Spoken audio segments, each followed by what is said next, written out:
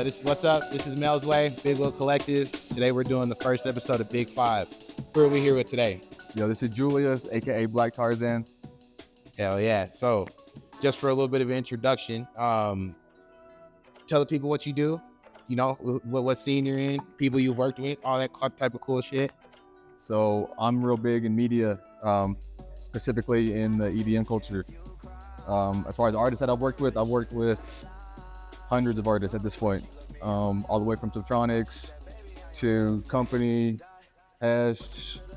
I filmed so many actors with so many top artists. Shit's low-key endless, honestly. Yeah, I've worked with him X amount of times. It's been dope every single time. He's been like a real big part in helping the collective get to where we are, like visually. So shout outs to you, brother. I definitely appreciate you. Thank you, man. Thank you. Yeah, we're all into the questions then. So how would you describe your relationship with music, specifically the music that you film all the time? So, ironically enough, I've only been doing this for like 2 years. And 3 years ago, I hated EDM music. I was not a fan of it at all. Apart from maybe, I guess, the popular pop remixes that you hear in the gym, but I used to go to raves a lot my first year before I even had a camera. So going to raves, seeing the videographers and photographers work, I had a little bit of a hunch to try to get my foot in the door. And so over time, I was asking around trying to figure out how to get inside the industry, and it wasn't possible. Nobody would give you any insights. So I just kind of started bringing the camera to some after parties where I could get in for free or get in for really cheap. They didn't ask about cameras.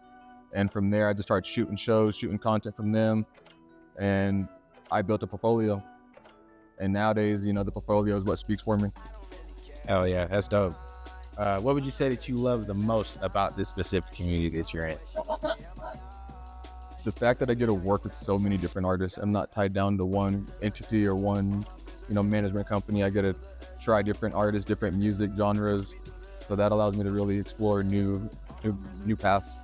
Absolutely. I feel like that kind of speaks to the freedom of being an independent artist overall. I feel like a lot of people kind of get tied into thinking that you have to go commercial right away, or you have to go in a certain lane because that's what's there. But that's really not the case. There's a lot of control that you have as an individual over your craft. So yeah, and I definitely commend you for taking that route and actually sticking true to it. Thank you. So with that, what's one piece of advice that you'd give to others who are in your specific lane of media and the things that you do? The biggest advice is just keep working, keep posting, keep showing up to events. I was showing up to events and they'd kick me away with the camera. And so I'd go in the back and stick it in my pants and sneak in with the camera, and I'd still get the shots. So at the end of the day, nobody's gonna ask how you got the shots, they're just gonna see the work. So just keep posting, keep asking questions. At the end of the day, there's no dumb question. And if you don't ask questions, you're leaving room on the table. Hell yeah. All right, last question. What is your favorite event that you've ever worked? Music-wise, probably would be Fiddlers in Denver with Stone Level. Fiddler's Green, the stadium? Yeah. Okay, yeah, hell yeah. Pulled up there. I haven't been there in a super long time. Last time I was there, it was like 2013. It was a Wiz Khalifa concert, and we were like all up on stage and shit. But hell yeah. Man, yeah, that was a dope venue. That was probably one of the biggest, stages I've been on. And it was a massive learning lesson. I took a massive loss that day. I wasn't really ready to experience Excisions, speakers. And so, gear does matter when you get to that kind of level of doing production. Right. Cheap mics, they're just not going to cut it.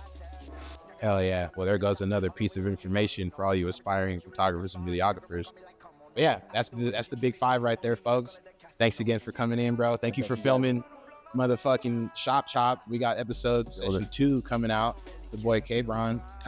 So yeah. Thank you. See you next time, friends. Peace.